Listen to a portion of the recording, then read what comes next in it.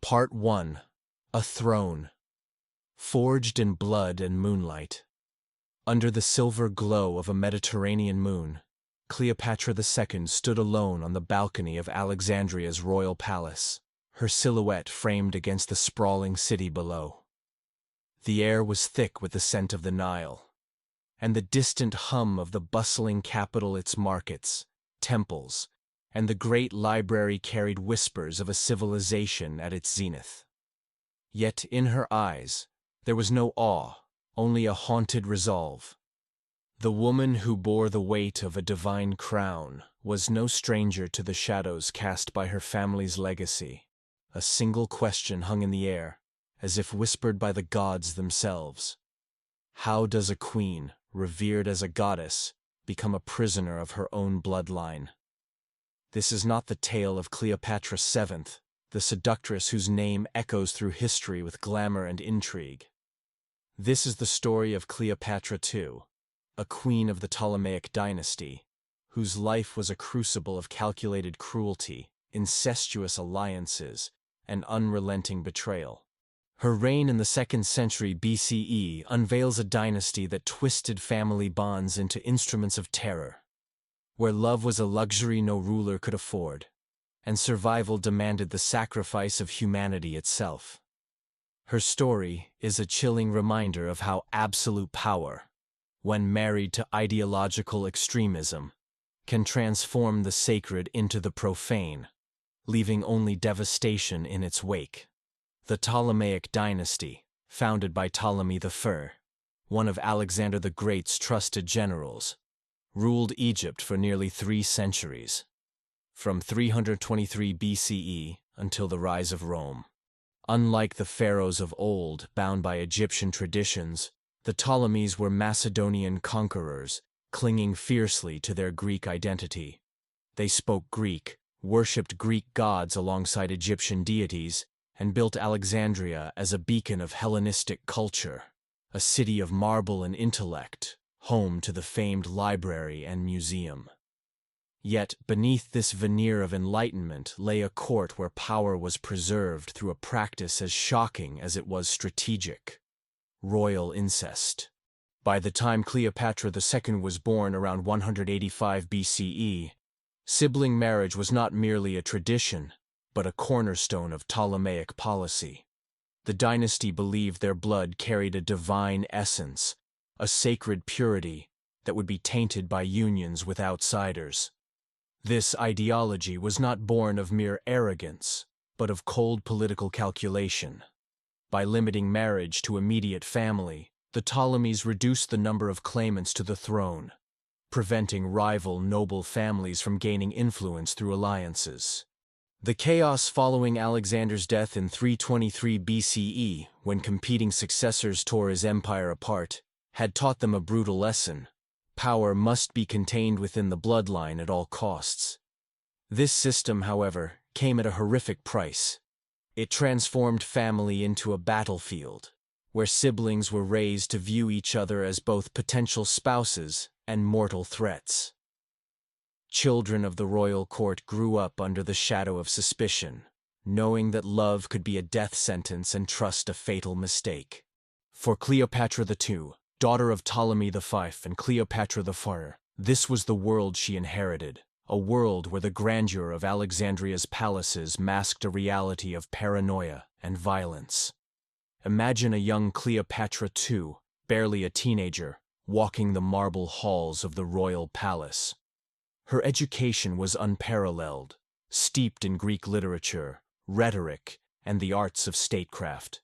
Scholars from across the Mediterranean, drawn to Alexandria's intellectual hub, tutored her in philosophy and politics.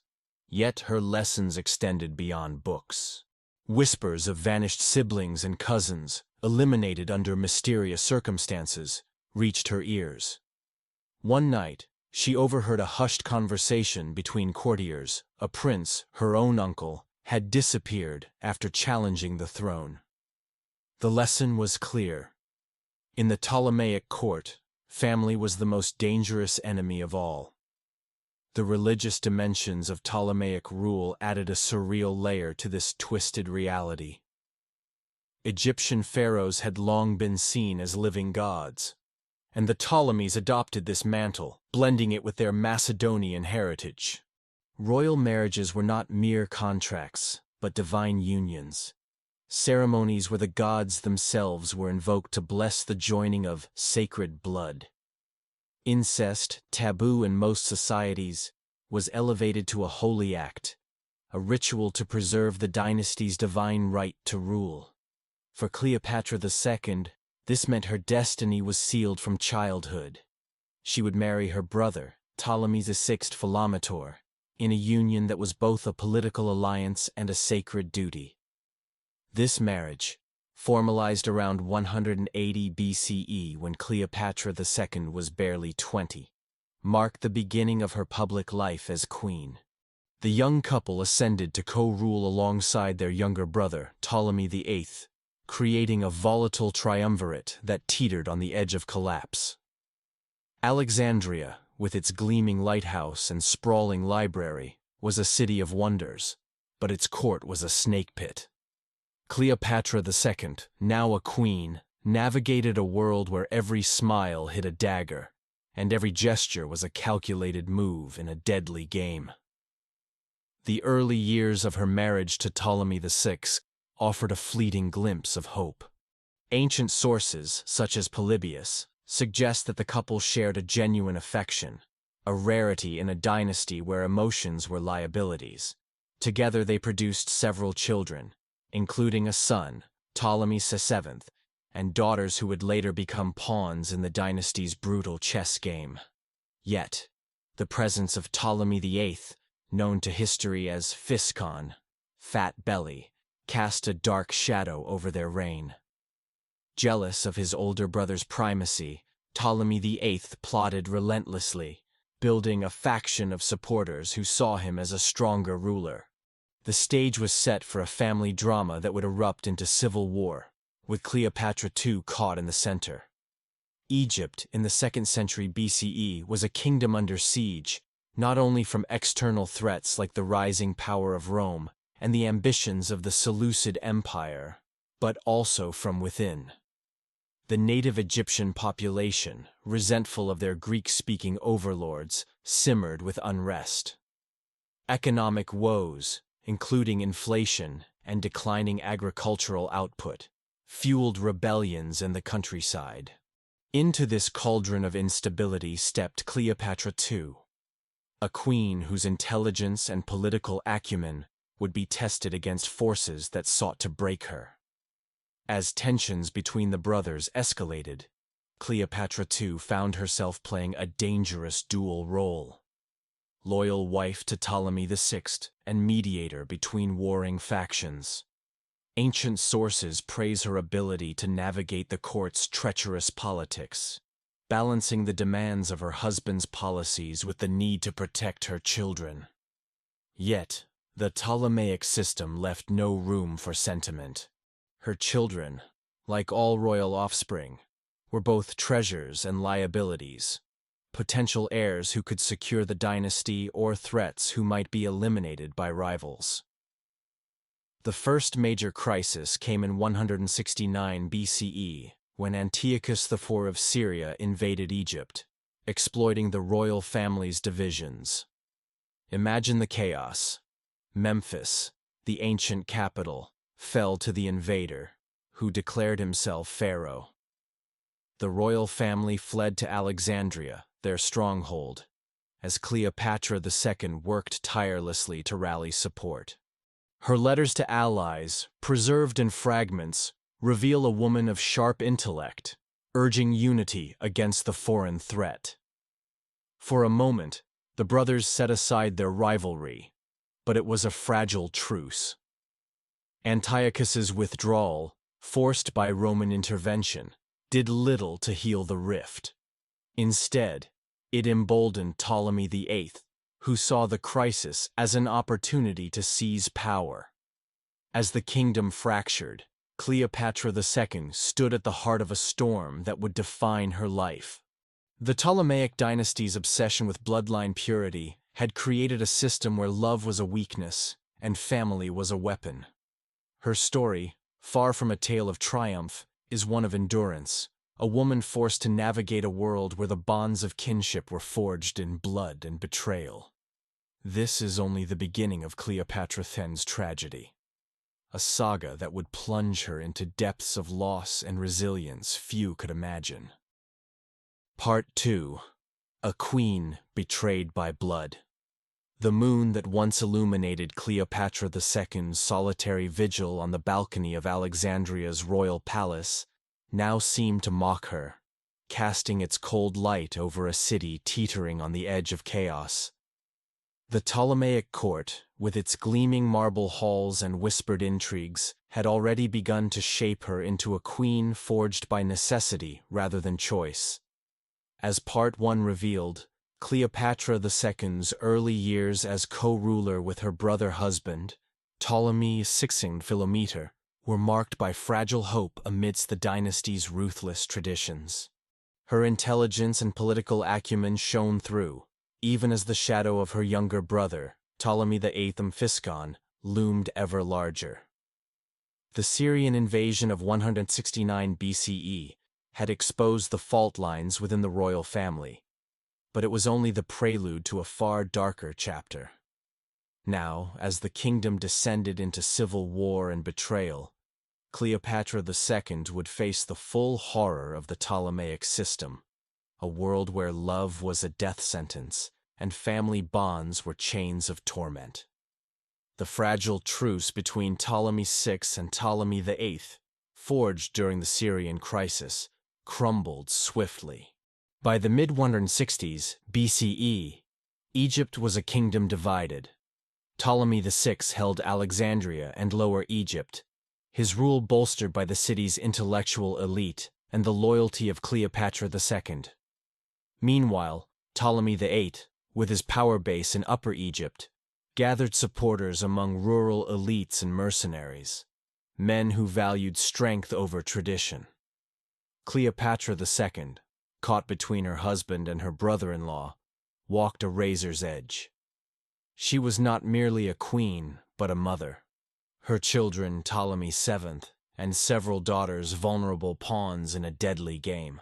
Ancient sources, including Polybius, describe her as a skilled diplomat, navigating court factions with a finesse that belied the constant threat to her life and family. Yet, the Ptolemaic system offered no mercy for such talents. Every decision she made was shadowed by the knowledge that her children could be targeted to secure the throne. Imagine a tense scene in the royal palace. Cleopatra II, her face composed but her hands trembling, stands before a council of advisors. Ptolemy VI, her husband, speaks of unity, but his voice carries the strain of a man who knows his brother plots against him. Across the room, Ptolemy VIII's emissaries smirk, their loyalty bought with promises of power. Cleopatra II, ever the mediator, proposes a compromise to share governance, her words carefully chosen to avoid bloodshed. But the air is thick with distrust. A servant, bribed by Ptolemy VIII's faction, lingers too long near her, a dagger hidden beneath his cloak. She notices, her heart pounding, but her expression remains serene. Survival in this court demanded such vigilance, a lesson she had learned as a child, overhearing tales of vanished siblings. The turning point came in 145 BCE with the death of Ptolemy VI. The circumstances remain shrouded in mystery. Some ancient sources, like Diodorus Siculus, claim he died in battle during a campaign in Syria, fighting to secure Egypt's borders. Others, including whispered accounts preserved by Josephus, hint at assassination, perhaps orchestrated by Ptolemy VIII's agents. Whatever the truth, his death left Cleopatra II in an impossible position. She was a widow, barely 40, with young children to protect in a court where royal heirs were as likely to be murdered as crowned. Her son, Ptolemy VII, was the legitimate heir, but at only a child, he was a fragile shield against the ambitions of Ptolemy VIII. The palace became a house of shadows. Cleopatra II, clutching her son's hand, moved through corridors where every servant could be a spy, every door a trap. She knew the Ptolemaic precedent. Child rulers rarely survived. Ancient records describe her desperate attempts to secure allies, sending coded messages to loyalists in Alexandria's scholarly community. In a fictionalized moment, imagine her slipping a letter into the hands of a trusted librarian, its wax seal bearing her personal sigil, a plea for support from Rome, the rising power in the Mediterranean. But betrayal was never far. The letter, intercepted by Ptolemy VIII's spies, became a weapon against her, proof of her vulnerability. Ptolemy's fate moved with ruthless precision. Within months of his brother's death, he declared himself king, sidelining the young Ptolemy VII. His coronation was a spectacle of Ptolemaic excess, with priests chanting hymns to the gods and courtiers swearing allegiance. Yet, the true horror unfolded in a private chamber. During what was staged as a wedding to unite the royal family, Ptolemy VII was murdered, some sources claim in his mother's arms, his small body crumpling under the blade of an assassin loyal to Ptolemy VIII. The act was not just murder, but a message. No rival, not even a child, would stand in Physcon's way. For Cleopatra II, the loss was cataclysmic. She had seen siblings vanish, but to witness her son's life extinguished before her eyes shattered something fundamental within her. The psychological toll was immediate. Ancient accounts describe her collapsing into grief, her cries echoing through the palace. Yet, survival demanded she suppress her anguish. To show weakness was to invite further destruction. In a chilling addition to the historical record, imagine Cleopatra II, alone in her chambers, clutching a small wooden toy horse carved for Ptolemy VII. It becomes her talisman, a secret reminder of her loss and her resolve to endure. She hides it beneath her robes, a silent vow that her son's death will not be the end of her fight. Ptolemy VIII's next move was a masterstroke of cruelty. He forced Cleopatra II into marriage, binding her to the man who had killed her son. The wedding was a grotesque parody of Ptolemaic tradition, conducted with all the pomp of divine ritual. Priests invoked Isis and Zeus, blessing the union as a sacred act, while Cleopatra II stood motionless, her eyes fixed on a distant point. The Egyptian people, watching from the streets of Alexandria, saw a queen crowned in gold, but she was a hostage in all but name. Her status depended on her compliance, her silence a shield against further violence. Ancient sources, including papyri fragments, suggest she maintained an outward dignity, but the cost was immense. Each night, she shared the bed of her son's murderer, her heart a battlefield of rage and despair. Ptolemy VIII's reign was a descent into tyranny. He purged Alexandria's intellectual community, driving scholars into exile and burning manuscripts that challenged his authority. The library, once a beacon of knowledge, became a hollow shell, its shelves plundered by his enforcers. Taxes crushed the peasantry, while corruption enriched his loyalists. Most horrifyingly, he began eliminating anyone with a potential claim to the throne: cousins, distant relatives, even their children. Cleopatra II, now in her 40s, watched as the court she had once helped govern became a slaughterhouse. Her role as queen was reduced to a ceremonial facade, her every move scrutinized by Ptolemy VIII's spies. The most grotesque chapter began around 140 BCE, when Ptolemy VIII took an additional wife, Cleopatra III, his stepdaughter, niece, and Cleopatra II's own daughter. This marriage was not merely incest, but a calculated humiliation, designed to assert his dominance over both women. Imagine the scene: a grand banquet in the palace, where Cleopatra II is forced to sit beside her daughter, now her co-wife, as Ptolemy VIII toasts their unified family. The court watches in uneasy silence, aware of the perversion unfolding before them. Cleopatra III, barely 20, her face a mask of forced composure, avoids her mother's gaze. A fictionalized detail adds depth. Cleopatra II notices a tremor in her daughter's hand, a fleeting sign that she, too, is a victim of Ptolemy VIII's cruelty. The moment hints at a fractured bond, a mother and daughter torn apart by the dynasty's twisted logic. This arrangement pushed the boundaries of even Ptolemaic degeneracy. Sibling marriage, though normalized, was one thing. A stepfather marrying his stepdaughter, who was also his niece, crossed a moral line that shocked even the most jaded subjects. Papyri from the period reveal growing unrest, with Egyptian priests refusing to perform ceremonies honoring the royal marriages.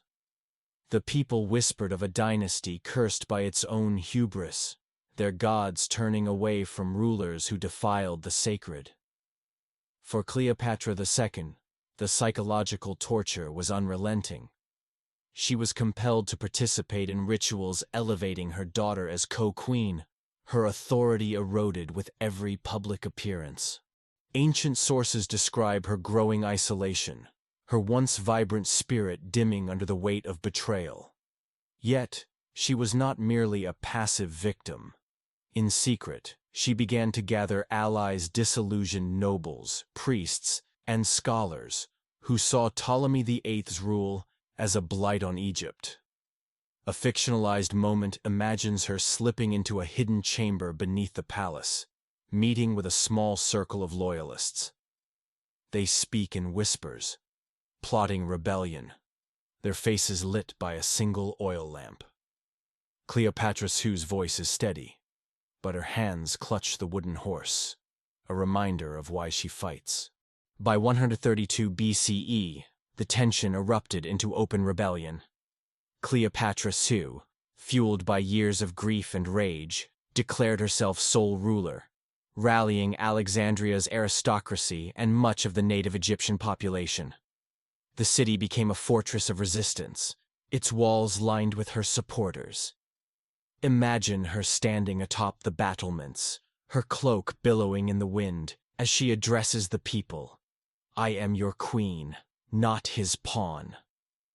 Her words, though not recorded, echo the spirit of a woman who refused to be broken. The famous library became a hub of defiance, its scholars crafting propaganda to bolster her cause. For a moment, it seemed possible that Cleopatra II could shatter the cycle of Ptolemaic violence. Ptolemy VIII, however, was a master of brutality. From his stronghold in Memphis, he unleashed a campaign of terror. His mercenaries, loyal only to gold, ravaged the countryside, targeting Cleopatra II's supporters. The war tore Egypt apart, with brother against sister, king against queen. In a moment of chilling cruelty, Ptolemy VIII committed an act that shocked even his hardened allies. He murdered their son, Ptolemy Memphites, a boy of barely 12, and sent his dismembered body to Cleopatra II as a birthday gift. Ancient historians, including Diodorus Siculus, describe the scene with rare emotion. The queen, opening a wooden chest in her chambers, collapses as she sees her son's remains, her screams piercing the palace. A fictionalized detail adds poignancy. She finds a note in Ptolemy VIII's hand, mocking her rebellion with the words, "A gift for a queen who forgets her place." The murder was not just a personal tragedy, but a calculated psychological weapon, designed to break Cleopatra II's will. The timing her birthday added a layer of sadistic cruelty, ensuring that every future anniversary would be a reminder of her loss. Her supporters, horrified by the act, began to waver, questioning whether they could defeat a king who knew no moral bounds. Yet, Cleopatra II's response was one of defiance. In a fictionalized scene, she orders a secret burial for her son, placing the wooden horse in his tomb. Kneeling before the grave, she whispers a vow. Your death will not be in vain. Her grief, though crushing, became the fuel for her resistance. The siege of Alexandria that followed was a brutal testament to Ptolemy VIII's ruthlessness. His forces targeted the city's infrastructure, burning markets and desecrating temples. The museum, a symbol of Ptolemaic achievement, was ransacked, its manuscripts scattered or destroyed. Cleopatra II, trapped within the city, watched as her dream of a restored Egypt crumbled. Disease spread, food dwindled, and her allies began to negotiate with Ptolemy VIII, seeking mercy. Yet, she refused to surrender, her resolve a beacon in the darkness. By 124 BCE, the war had reached a stalemate. Egypt's economy was in ruins, and Rome's growing influence demanded a stable ally. Cleopatra II faced a stark choice: continue a hopeless fight or accept a reconciliation that would preserve her life but destroy her dignity. The negotiations, described in ancient sources, were a study in cynical pragmatism. Ptolemy VI offered her a return to royal status, not out of kindness but to legitimize his rule. Cleopatra II accepted, not because she forgave him, but because surrender was the only path to survival.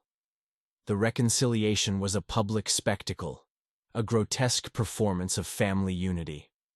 Cleopatra II stood beside Ptolemy VIII and Cleopatra III, her daughter and co-wife, as priests chanted hymns to the gods. Her face was a mask of composure, but her eyes betrayed her pain. A fictionalized detail imagines her slipping the wooden horse into her daughter's hand during the ceremony, a silent plea for understanding. Cleopatra III's fingers close around it, but her expression remains unreadable, a mother and daughter bound by blood, yet divided by power. Cleopatra II's return to court was a daily torment. She was surrounded by courtiers who had cheered her son's murder, forced to smile at those who had betrayed her. Her health deteriorated, her once vibrant spirit worn thin by grief and humiliation. Yet she endured, her presence a quiet rebellion against the system that sought to erase her. Her story, though one of loss, is also one of resilience, a queen who, even in defeat, refused to be silenced. Part 3. A Queen in Chains, a Legacy in Ashes. The moonlight that once framed Cleopatra II's solitary defiance on Alexandria's palace balcony had faded into a distant memory, replaced by the harsh glare of a court that demanded her submission. As Part 2 revealed, her rebellion against Ptolemy VIII Physcon, the murderer of her son, had ignited a civil war that tore Egypt apart.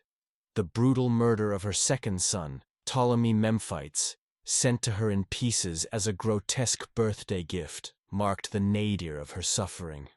Yet, by 124 BCE, exhaustion and the looming shadow of Rome forced a reconciliation that was no victory, but a surrender cloaked in royal pomp. Cleopatra II, once a beacon of resistance, now stood beside her husband and daughter, Cleopatra III, in a public display of unity that masked a private hell. Her story, far from over, enters its final act, a prolonged descent into psychological torment, where survival required the sacrifice of her dignity, and her legacy became a warning etched in blood.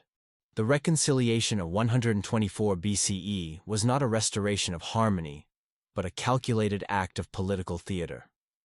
Ptolemy VIII, his rule battered by years of war and economic collapse, needed Cleopatra II's legitimacy to stabilize his throne. She, in turn, faced a brutal reality. Continued resistance would mean death for herself and her remaining allies. The negotiations, recorded in fragments by ancient historians like Diodorus Siculus, were steeped in cynicism. Ptolemy VIII offered her titles and ceremonial roles, but the terms were deliberately humiliating. She was to publicly acknowledge his authority and, most excruciatingly, accept Cleopatra III, her daughter and co-wife, as an equal. Worse, she was required to participate in rituals honoring the memory of her murdered son, Ptolemy Memphis, as if his death were a tragic accident rather than a deliberate act of cruelty. Imagine the scene. A grand ceremony in Alexandria's great temple of Serapis, the air heavy with incense and the chants of priests. Cleopatra II, now in her late 40s, stands in golden robes, her face a mask of regal composure. Beside her, Ptolemy VIII, his corpulent frame draped in royal purple, raises a scepter to the cheering crowd. Cleopatra III, barely 30, stands between them, her youth a stark contrast to her mother's weathered dignity.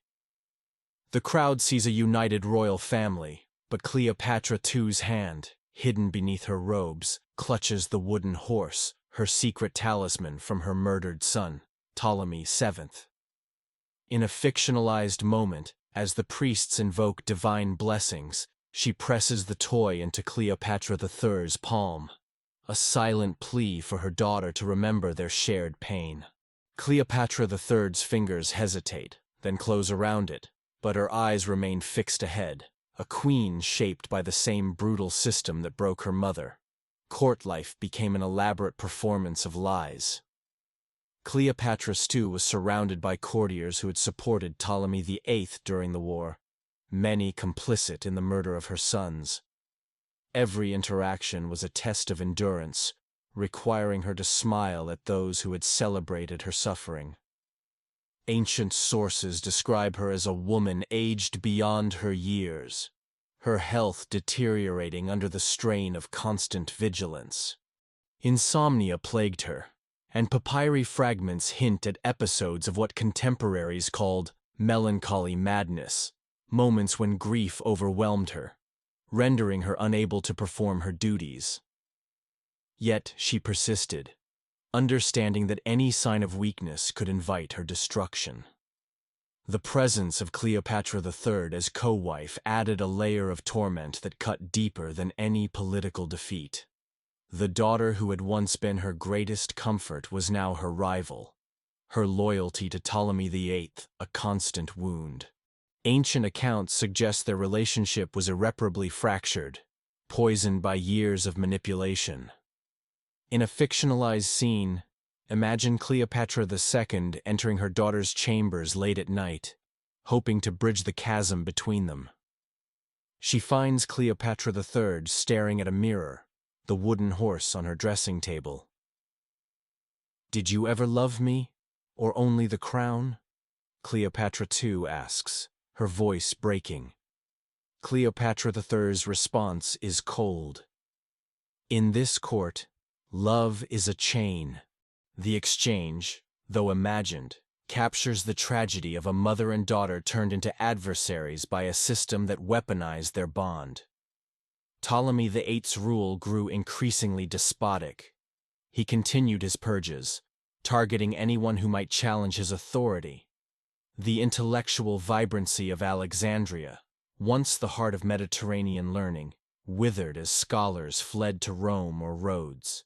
The library, already damaged during the war, became a ghost of its former self, its halls echoing with the footsteps of Ptolemy VIII's enforcers.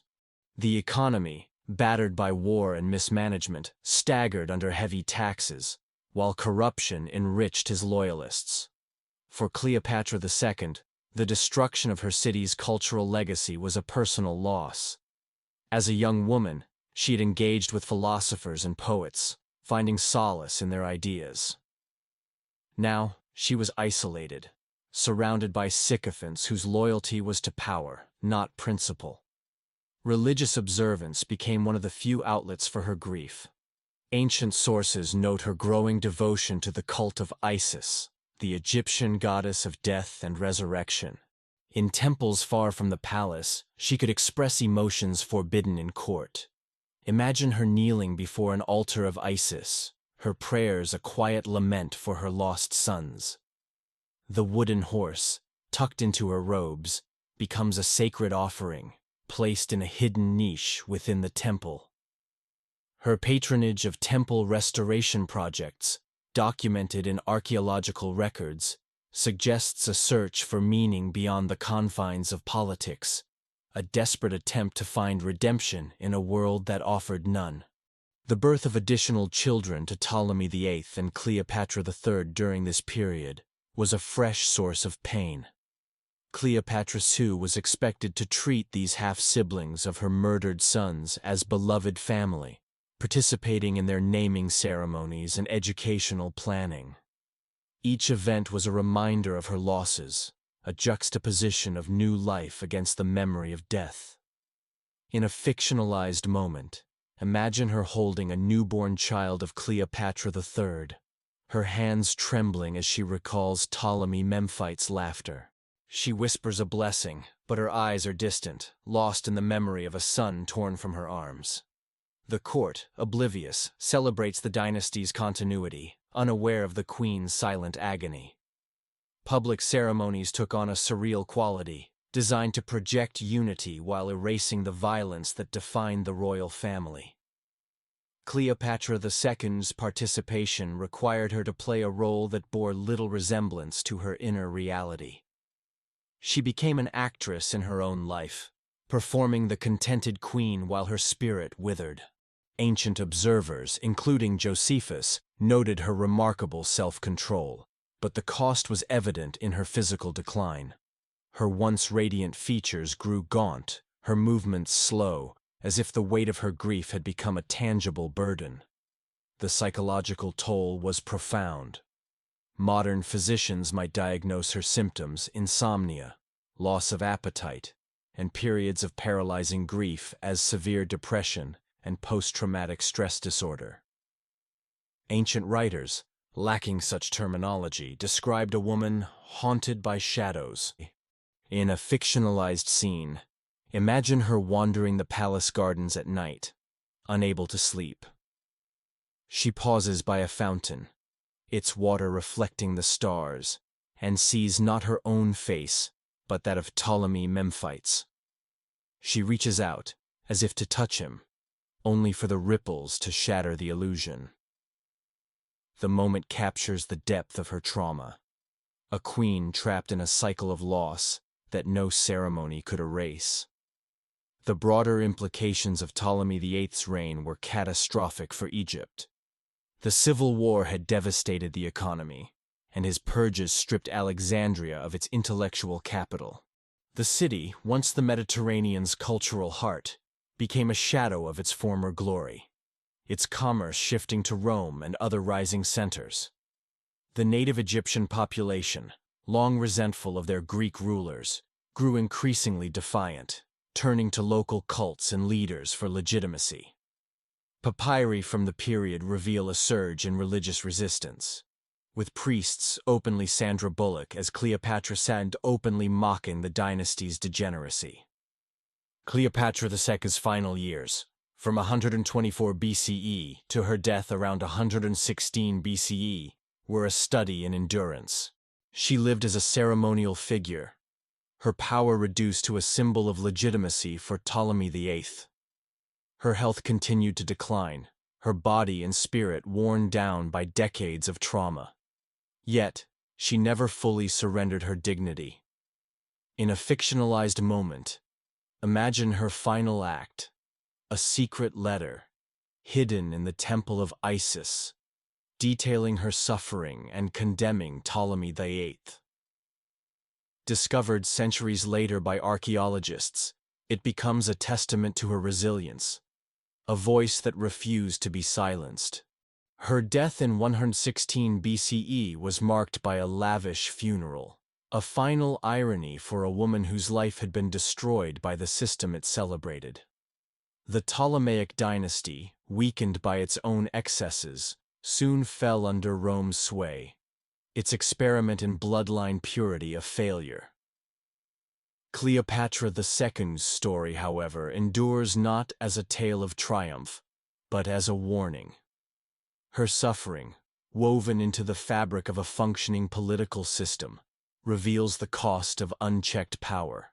The wooden horse, a fictional symbol of her loss, lies buried in the sands of Egypt, a silent witness to a queen who endured the unendurable, her legacy a cautionary tale for all who wield authority. Part 4. A Legacy Forged in Shadows. The flickering oil lamps of Alexandria's Temple of Isis cast long shadows across Cleopatra II's weary face, a silent testament to the grief that had consumed her final years. As Part 3 revealed, her forced reconciliation with Ptolemy VIII Physcon in 124 BCE marked not a restoration but a surrender, chaining her to a court where every gesture was a performance, every smile a lie. The wooden horse, a secret talisman from her murdered son Ptolemy VII, remained her anchor, a fragile link to a past shattered by betrayal. Her daughter, Cleopatra III, now her co-wife and rival, stood as a living reminder of the Ptolemaic dynasty's moral decay. By 116 BCE, when death finally claimed her, Cleopatra II was no longer the vibrant queen who had once rallied Alexandria against tyranny. She was a symbol of endurance, her life a mirror reflecting the horrors of a system that turned family into weapons. This final chapter traces the twilight of her existence, the unraveling of the Ptolemaic experiment, and the enduring relevance of her story as a warning against the perils of absolute power. The years following the reconciliation were a slow crucifixion for Cleopatra II. The Ptolemaic court, once a vibrant hub of Hellenistic culture, had become a gilded prison. Ptolemy VIII, emboldened by his victory, ruled with an iron hand, his paranoia fueling purges that left Alexandria's intellectual and cultural institutions in ruins. The library, once a beacon of knowledge, stood half-empty, its scholars scattered or silenced. The economy, crippled by war and corruption, groaned under taxes that enriched Ptolemy VIII's loyalists while starving the peasantry. For Cleopatra II, every day was a reminder of her powerlessness, her royal titles a hollow mockery of the authority she had once wielded. Court life demanded constant performance. Cleopatra II, now in her early 50s, was expected to appear at ceremonies celebrating the dynasty's unity, standing beside Ptolemy VIII and Cleopatra III as priests invoked divine blessings. Ancient sources, such as Josephus, describe her as a figure of stoic dignity, her face betraying none of the anguish that consumed her. Yet the strain was evident, as her health, already fragile, deteriorated further, with accounts noting her gaunt frame and trembling hands. In a fictionalized scene, imagine her preparing for a festival honoring the god Serapis. As attendants drape her in gold, she catches her reflection in a polished bronze mirror, a stranger's face etched with lines of grief. She tucks the wooden horse into her robes, whispering, "For you, my sons," a private ritual to steel herself against the ordeal ahead. The relationship with Cleopatra III remained a wound that never healed. Once her greatest comfort, her daughter had become a tool of Ptolemy VIII's dominance, her youth and fertility a constant challenge to Cleopatra II's status. Ancient papyri hint at moments of tension, quickly suppressed by palace officials to maintain the illusion of harmony. In a fictionalized moment, imagine a rare private encounter in the palace gardens. Cleopatra II, her voice low, pleads with her daughter, "Do you not see what he has made us?" Cleopatra III, hardened by years of survival, replies, "I see only the throne, mother. You taught me that." The exchange, though imagined, captures the tragedy of their bond love warped into rivalry by a system that rewarded betrayal over affection. Ptolemy VIII's cruelty extended beyond the royal family. His purges targeted anyone with a potential claim to the throne, from distant cousins to their children. The court became a place of fear, where loyalty was bought with bribes or coerced through threats. Cleopatra II, surrounded by courtiers who had cheered her son's murders, navigated this treacherous landscape with calculated precision. Every word, every glance was measured to avoid giving Ptolemy VIII an excuse to eliminate her. Ancient sources describe her increasing withdrawal from public life, her appearances at ceremonies growing rarer as she sought refuge in private rituals. Her devotion to the cult of Isis deepened, offering a fragile sanctuary from the court's brutality. Temples became her refuge, where she could express grief forbidden in public. Archaeological evidence confirms her patronage of temple restoration projects, particularly those dedicated to Isis and Osiris, deities of death and rebirth. In a fictionalized scene, imagine her kneeling in a dimly lit temple, the air thick with myrrh. She places the wooden horse before an altar, its carved surface worn smooth by her touch. "Take them to peace," she prays, naming Ptolemy VII and Ptolemy Memphites, her voice breaking. The act, though small, is a rebellion, a refusal to let her son's memories be erased by Ptolemy VIII's propaganda. The birth of additional children to Ptolemy VIII and Cleopatra III was a fresh torment. Cleopatra II was expected to embrace these half-siblings of her murdered sons, participating in their naming ceremonies and upbringing. Each event was a knife to her heart, a reminder of the children she had lost. In a fictionalized moment, imagine her holding a newborn prince, his tiny hand grasping her finger. For a fleeting moment, she sees Ptolemy Memphites' face, but the illusion shatters as Ptolemy VIII's voice booms, proclaiming the child's future as a ruler. She hands the infant back, her hands shaking, and retreats to her chambers, where she weeps in silence, clutching the wooden horse. Public ceremonies grew increasingly surreal, designed to obscure the dynasty's violence. Cleopatra II's role was to embody continuity, her presence legitimizing Ptolemy VIII's rule. Yet, the Egyptian people, long disillusioned, saw through the facade. Papyri from the period reveal growing resentment, with priests and commoners alike turning to native cults for solace. The dynasty's obsession with bloodline purity, once a symbol of divine right, was now a source of revulsion. In a fictionalized scene, imagine Cleopatra II overhearing a group of priests in the Temple of Amun, whispering of a cursed dynasty that had angered the gods. Their words, though treasonous, echo her own thoughts, but she remains silent, knowing that defiance would mean death. The psychological toll of these years was devastating.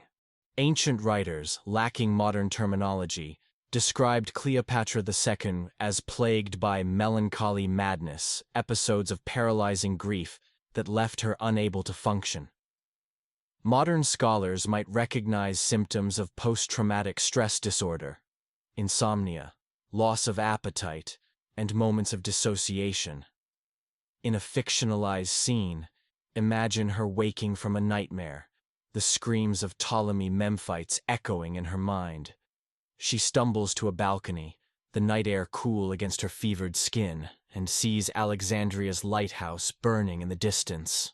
For a moment, she imagines throwing herself into the sea, but the wooden horse in her hand anchors her to her vow, to endure, if only to bear witness. Cleopatra II's intellectual isolation was as crushing as her emotional pain. As a young woman, she had engaged with Alexandria's scholars, debating philosophy and literature. Now, the purges had left the court populated by sycophants, their conversations devoid of depth. In a fictionalized moment, imagine her slipping into the library's ruins, its shelves bare. She finds a fragment of a poem by Sappho, its words about love and loss resonating with her own pain. She tucks it beside the wooden horse, a relic of a world that no longer exists. The act is a quiet defiance, a refusal to let Ptolemy VIII erase her humanity. Her final years were marked by a slow physical decline. Ancient sources note her frail health, her body weakened by stress and grief. Yet, she continued to fulfill her ceremonial duties, understanding that any lapse could invite Ptolemy VIII's wrath. In a fictionalized scene, imagine her at a festival honoring the Nile's inundation. As she pours libations, her hands tremble, and a murmur ripples through the crowd. A young priest, moved by pity, offers her a steadying hand, but she refuses, standing tall.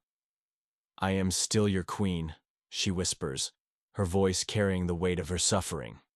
Cleopatra II's death around 116 BCE was both an end and a beginning. Her funeral, conducted with Ptolemaic grandeur, was a final irony, a lavish celebration of a dynasty that had destroyed her. Priests chanted hymns, and courtiers wept crocodile tears, but the ceremony masked the truth. Her life had been a casualty of a system that prioritized power over humanity.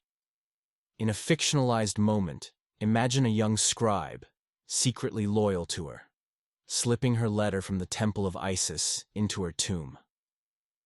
The letter, detailing her suffering and condemning Ptolemy VIII, is her final act of resistance, a voice that would echo through history. The immediate aftermath of her death revealed the Ptolemaic system's rot. Her surviving children and stepchildren began maneuvering for power within hours, their squabbles a grim echo of her own struggles. The dynasty, weakened by centuries of incest and violence, was spiraling toward collapse. By the 1st century BCE, Egypt would become a Roman client state, its glory reduced to a footnote. Cleopatra II's story, however, transcended her time. It became a cautionary tale, recorded by historians like Polybius, who used her suffering to warn of the dangers of unchecked power. The cultural impact of the Ptolemaic experiment was profound. 3 centuries of royal incest and violence had desensitized Egyptian society, normalizing behaviors once considered abhorrent. Papyri from the period document rising domestic violence and child exploitation, a dark reflection of the royal example. Economically, the kingdom was a husk, its wealth drained by war and corruption. Alexandria, once the Mediterranean's heart, ceded its prominence to Rome, its intellectual legacy scattered. Cleopatra II's legacy is not one of triumph but of warning. Her life reveals the cost of systems that reduce human relationships to political tools. The ideology of bloodline purity, meant to preserve divine rule, produced rulers incapable of empathy or stability. Her suffering, integrated into the dynasty's functioning, shows how even the most horrific acts can be normalized by institutional power. In a fictionalized epilogue, imagine a modern archaeologist uncovering her letter in the temple of Isis. As they read her words, the wooden horse falls from the scroll, its carved surface a testament to a queen who endured the unendurable. Her story resonates today, a reminder that progress is not guaranteed. The same intelligence that built Alexandria's wonders coexisted with practices we now see as pathological. The patterns of her tragedy sacrificing individuals for political goals, weaponizing family bonds, justifying cruelty with ideology persist in modern systems of power. Cleopatra II's resilience, though, offers hope. Her refusal to be fully broken, her quiet acts of defiance, affirm the human spirit's capacity to resist, even in the darkest of courts. Part 5. Echoes of a Fallen Queen. The dim glow of Alexandria's lighthouse, once a symbol of Ptolemaic grandeur, flickered weakly against the night sky, mirroring the fading spirit of Cleopatra II. As Part 4 detailed, her final years were a slow unraveling, a life reduced to ceremonial gestures in a court that had stripped her of power and dignity. The wooden horse, a secret relic of her murdered sons, Ptolemy VII and Ptolemy Memphites, remained her silent defiance against Ptolemy VIII's Physcon's tyranny. Her death in 116 BCE, cloaked in the hollow splendor of a royal funeral, marked the end of a personal tragedy and the twilight of a dynasty. Yet, Cleopatra II's story does not end with her passing. This final chapter explores the aftermath of her life, the collapse of the Ptolemaic experiment, and the enduring lessons of her suffering, a warning etched in the sands of Egypt about the perils of power unbound by morality. The immediate aftermath of Cleopatra II's death was a grim testament to the Ptolemaic dynasty's decay. The court, steeped in 3 centuries of incest and violence, descended into chaos as her surviving children and stepchildren vied for the throne.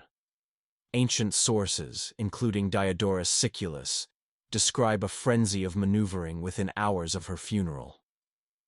Cleopatra III, now the dominant queen, moved swiftly to secure her son's succession, while Ptolemy VIII, aging and paranoid, tightened his grip on power.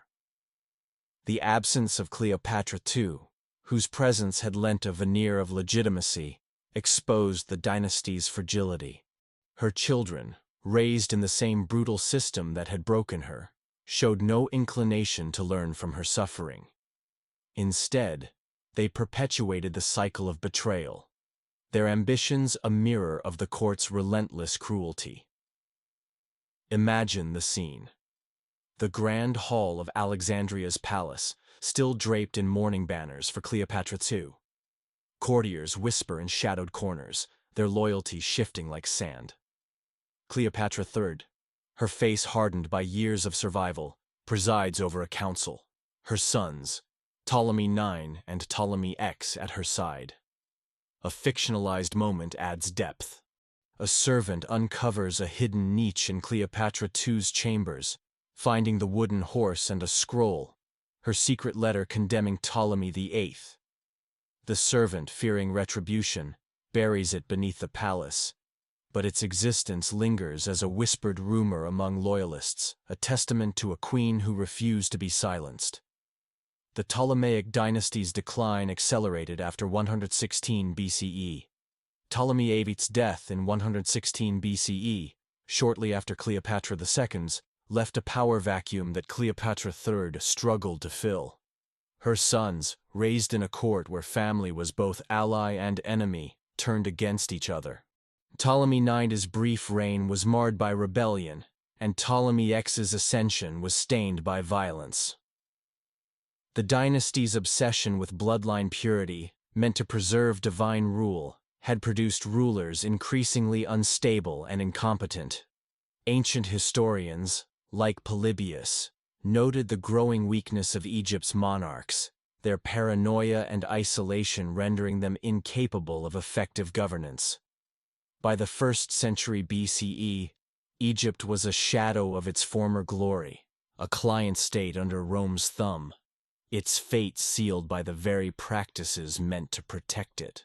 The cultural and social impact of the Ptolemaic system extended far beyond the royal court. 3 centuries of normalized incest and familial violence had eroded Egypt's moral fabric. Papyri from the period document a rise in domestic abuse and child exploitation, a dark reflection of the royal example. The native Egyptian population, long alienated by their Greek overlords, turned increasingly to local cults and leaders, rejecting the Ptolemaic claim to divine authority. Temples, once symbols of royal patronage, became centers of resistance, their priests openly condemning the dynasty's degeneracy. In a fictionalized scene, imagine a priest of Amun standing before a crowd in Thebes, declaring, "The gods have turned from the Ptolemies, for they defile the sacred with blood." His words, though imagined, echo the growing unrest recorded in contemporary sources. Economically, Egypt was a wasteland. The civil wars of Cleopatra II's era had drained the treasury, and Ptolemy VIII's heavy taxes had crushed the peasantry. Alexandria, once the Mediterranean's economic heart, lost its prominence as trade shifted to Rome and other rising centers. The library, gutted by purges and neglect, was a hollow relic, its scholars scattered to foreign lands.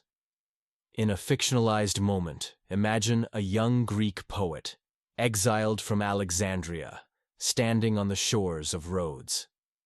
He clutches a fragment of a Ptolemaic manuscript, saved from the library's ruin, and weeps for a city that had once been the world's beacon. The scene captures the loss of a cultural legacy, a direct consequence of the dynasty's self-inflicted wounds. Cleopatra II's story, though rooted in the 2nd century BCE, resonates with chilling clarity today. Her life is a case study in the dangers of absolute power, where ideology here, the obsession with bloodline purity, twists human relationships into instruments of oppression. The Ptolemaic system was not an aberration, but a logical extreme of hierarchical structures that prioritize control over humanity. Her suffering, integrated into the dynasty's functioning, reveals how even the most horrific acts can be normalized when power demands it. Ancient observers like Polybius used her story to warn their readers, comparing the Ptolemies to tyrants who freed themselves from moral constraints. Their words echo in modern contexts, where authoritarian regimes continue to sacrifice individuals for abstract goals. In a fictionalized epilogue, imagine a modern archaeologist excavating a temple in Alexandria in 2025. Beneath a crumbling altar to Isis, they uncover a sealed clay jar. Inside is Cleopatra II's letter, its papyrus brittle but legible, alongside the wooden horse. The letter, written in her final years, details her pain and condemns Ptolemy VIII's cruelty. "I am a queen, but a prisoner of blood," she writes. "Let my suffering be a warning. Power without mercy consumes all." The discovery, broadcast across the world, reignites interest in her story, prompting debates about power and morality. The wooden horse, now displayed in a museum, becomes a symbol of resilience, its carved surface a silent witness to a queen's endurance. Cleopatra II's tragedy lies not in random cruelty, but in its institutional inevitability. The Ptolemaic system required her torment, transforming love into weakness and family into a battlefield. Her son's murders were not accidents, but calculated acts to preserve power. Her forced marriage to Ptolemy VIII, her daughter's elevation as co-wife, and her public humiliation were all logical outcomes of a dynasty that valued control over humanity. This pattern sacrificing individuals for political ends, weaponizing relationships, justifying cruelty with ideology, persists in modern systems, from authoritarian regimes to corporate hierarchies. Her story challenges us to recognize these tendencies before they become entrenched, a task as urgent in 2025 as it was in 116 BCE. Her resilience, though, offers a counterpoint to despair. Despite unimaginable loss, Cleopatra II never fully surrendered her dignity. Her secret acts of defiance, her prayers to Isis, her hidden letter, the wooden horse affirm the human spirit's capacity to resist. In a fictionalized scene, imagine her final night, lying in her chambers as death approaches. She clutches the wooden horse, its worn surface a map of her pain. She whispers to her sons, "I carried you to the end." The moment, though imagined, captures her refusal to be erased, her legacy a testament to endurance in the face of cruelty. The Ptolemaic experiment's failure holds broader lessons. The dynasty's pursuit of bloodline purity, meant to ensure divine rule, produced rulers incapable of empathy or effective governance. Their isolation, born of incest and paranoia, left them disconnected from the realities of their kingdom. This paradox cultural brilliance coexisting with moral decay mirrors modern societies where technological progress often outpaces ethical growth. Alexandria's library and lighthouse were marvels, but they stood alongside a court that normalized child murder and incest. Cleopatra II's story warns against assuming progress guarantees morality, a lesson echoed in 2025's debates over power, technology, and human rights. Internationally, the Ptolemaic collapse was a cautionary tale. Roman historians, writing as Egypt became a client state, cited the dynasty's degeneracy as evidence of the dangers of absolute power. In a fictionalized moment, imagine a Roman senator reading Polybius's account of Cleopatra II's suffering. He pauses, struck by the parallels to Rome's own ambitions, and vows to temper power with law. The scene, though imagined, underscores the universal relevance of her story, a warning that resonates across cultures and eras. For Egypt's people, Cleopatra II's death marked a turning point. The dynasty's moral bankruptcy fueled a shift toward native traditions, as Egyptians sought meaning beyond their Greek rulers. Temples to Isis and Amun became refuges, their rituals a rejection of Ptolemaic excess. In a fictionalized scene, imagine a young Egyptian woman, inspired by tales of Cleopatra II's resistance, joining a temple as a priestess. She carves a small horse into a stone altar, whispering, "For the queen who fought." The act, though imagined, reflects the quiet ways her story inspired resistance, even among those who never knew her. Cleopatra II's legacy is not one of victory, but of enduring truth. Her life exposes the mechanisms that enable oppression, the normalization of cruelty, the reduction of relationships to power, the use of ideology to justify the unjustifiable. Yet it also affirms the human capacity for resilience. Her quiet defiance, her refusal to let her son's memories be erased, speaks to a strength that transcends defeat. In 2025, as we grapple with authoritarianism and the erosion of human dignity, her story is a call to vigilance, a reminder that the forces that destroyed her remain active, waiting for systems to enable their return. As we close this saga, imagine a final scene, a museum in modern Alexandria, where the wooden horse rests in a glass case. Visitors pause, reading the placard that tells of Cleopatra II, a queen who endured a dynasty's horrors. A child, peering at the artifact, asks, "Why did she keep fighting?" The guide, echoing her letter, replies, "Because even in darkness, she refused to let her light go out." Cleopatra II's story, preserved in the sands of Egypt, endures not as ancient history but as a living warning, urging us to resist the seductive pull of power and to honor the human spirit that persists, even in the face of unimaginable loss. Part 6. A Queen's Echo in Eternity. The faint glow of Alexandria's lighthouse, once a beacon of Ptolemaic ambition, had dimmed to a mere flicker by the time Cleopatra II's life ended in 116 BCE.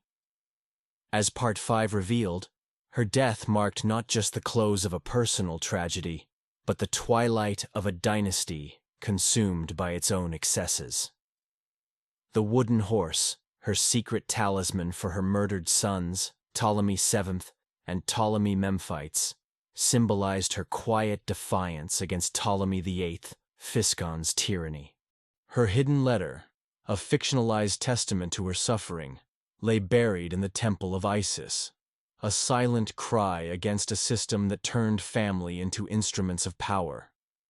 The Ptolemaic dynasty, weakened by centuries of incest and violence, teetered on the brink of collapse, its legacy a cautionary tale of power unchecked.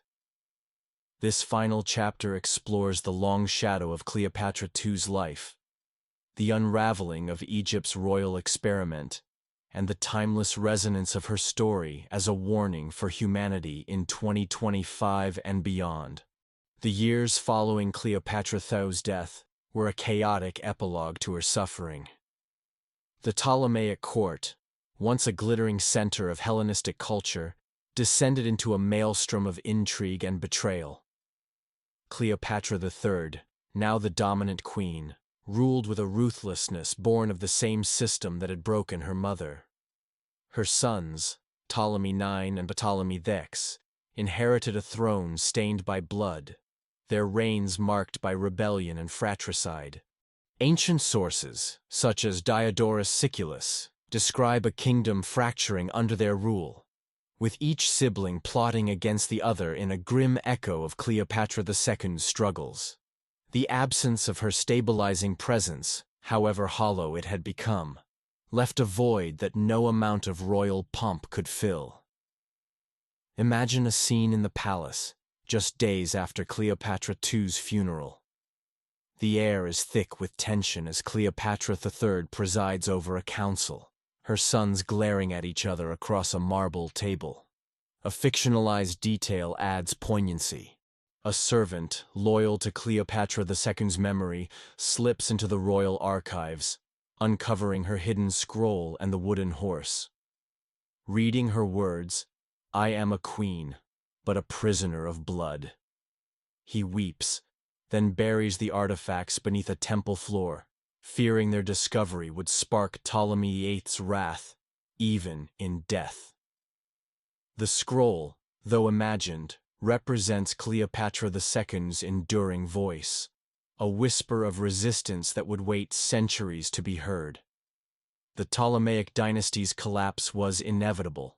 The ideology of bloodline purity, meant to ensure divine rule, had produced rulers increasingly detached from reality. Ptolemy IX's reign, 116 to 107 BCE, was plagued by uprisings, driven by a population weary of Greek oppression. Ptolemy X, who followed, ruled briefly before being ousted, his fate sealed by his own kin. By the 1st century BCE, Egypt was a Roman pawn, its pharaohs reduced to puppets under the shadow of the Republic's legions. The very practice that was supposed to secure the dynasty incestuous marriage had weakened its genetic and political vitality, producing monarchs like Ptolemy IX, whose incompetence paved the way for Cleopatra VII's desperate gambits. The dynasty that had once rivaled Rome in power and culture was now a cautionary tale, its fall a direct consequence of the horrors Cleopatra II endured. The social and cultural impact of the Ptolemaic system rippled through Egypt. 3 centuries of normalized royal incest and violence had corroded societal norms. Papyri from the period reveal a chilling rise in domestic abuse, child neglect, and sexual exploitation, as the royal example seeped into the broader culture. The native Egyptian population, long resentful of their Macedonian overlords, rejected Ptolemaic claims to divinity. Temples to Isis, Amun, and other native gods became sanctuaries of resistance, their priests preaching against a dynasty that had defiled sacred traditions. In a fictionalized scene, imagine a young Egyptian scribe in Memphis, etching a curse against the Ptolemies on a hidden tablet. "May their bloodline wither, for they have angered the gods." His act, though imagined, reflects the growing defiance documented in contemporary records, a legacy of Cleopatra II's resistance that inspired others to reject royal tyranny. Economically, Egypt was a husk of its former self. The civil wars of Cleopatra II's era had drained treasure, and Ptolemy VIII's oppressive taxes had crushed the peasantry. Alexandria, once the Mediterranean's commercial and intellectual hub, lost its luster as trade shifted to Rome and other centers. The library, gutted by purges and neglect, was a shadow of its former glory, its manuscripts scattered or burned. In a fictionalized moment, Imagine a merchant in Rhodes, handling a papyrus salvaged from Alexandria's ruins. He reads a fragment of Cleopatra II's poetry, written in her youth, and marvels at the mind of a queen reduced to a pawn. The scene captures the cultural loss, a direct result of the dynasty's self-inflicted wounds. Cleopatra II's story transcends its historical moment, offering lessons that resonate in 2025. Her life is a stark warning about the dangers of absolute power, where ideology here, the obsession with bloodline purity, transforms human relationships into tools of oppression. The Ptolemaic system was not an anomaly, but an extreme manifestation of hierarchical structures that prioritize control over empathy. Her suffering, woven into the dynasty's fabric, shows how cruelty can be normalized when power demands it. Ancient historians like Polybius used her story to caution against unchecked authority, their words echoing in modern debates about authoritarianism, corporate greed, and systemic injustice. In a fictionalized epilogue, imagine a 2025 archaeological dig in Alexandria, near the ruins of the Temple of Isis. A team uncovers a clay jar sealed with Cleopatra II's sigil. Inside, they find her scroll and the wooden horse, its carved surface worn but intact. The scroll's words, translated for a global audience, read, "Let my pain be a warning. Power without mercy consumes all." The discovery, broadcast on X and global news, sparks a wave of reflection. Historians and activists draw parallels to modern regimes that sacrifice individuals for ideological goals, from political dynasties to corporate empires. The wooden horse, displayed in a Cairo museum, becomes a symbol of resilience, its image shared across X with hashtags like #NaCleopatra and Power and Pain, inspiring discussions about human dignity in the face of oppression. Cleopatra II's tragedy was not the result of random cruelty, but of institutional necessity. The murders of her sons, her forced marriage to Ptolemy VIII, and her humiliation as Cleopatra III's co-wife were logical outcomes of a system that valued power over humanity. This pattern using ideology to justify cruelty, reducing relationships to political assets, persists in 2025. From authoritarian governments to toxic workplaces, the mechanisms that destroyed Cleopatra II remain active, cloaked in modern guises. Her story challenges us to identify and dismantle these systems before they normalize atrocities, a task as urgent today as it was in her time. Yet, her resilience offers hope. Despite unimaginable loss, Cleopatra II never fully surrendered her humanity. Her devotion to Isis, her hidden letter, and the wooden horse were acts of defiance, small but profound. In a fictionalized scene, imagine her final moments in 116 BCE, lying in her chambers as death nears. The wooden horse rests in her hand, its surface smoothed by years of touch. She whispers to her sons, "I carried your names to the end." The room fades, and she sees them in a dreamlike vision, running through a field untouched by Ptolemaic cruelty. The scene, though imagined, captures her refusal to be erased, her spirit enduring beyond the grave. The Ptolemaic experiment's failure holds universal lessons.